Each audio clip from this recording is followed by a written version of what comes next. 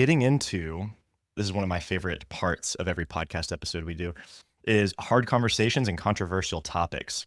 And so we've kind of talked about some of these a little bit, but one of them being, are we producing consumers instead of disciples in Christianity? Are we producing consumers instead of disciples? Meaning like in the church, in the building of the church. So we use the church word interchangeably. Mhm. We know as Christians, like the church is the body of Christ, but we know that the Place we go as a church. we also Yeah. call this building a church, Yeah. which I wish we should come up with a different name for the building. Yeah. Confusing for especially non-Christians. But I feel like a lot of church buildings house this. One of the opportunities we talked about earlier was them disseminating information instead of focusing on creating disciples. And I say that to tie that into I'll use our podcast as the example.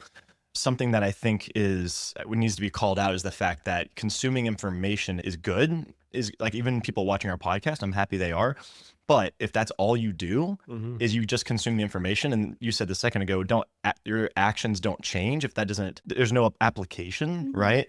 That's a problem, and that's not discipleship. So I say, even if you watch every episode of our podcast and you love it, if it's not changing your actions, if it's not creating a discipleship maturity in you, that's an opportunity.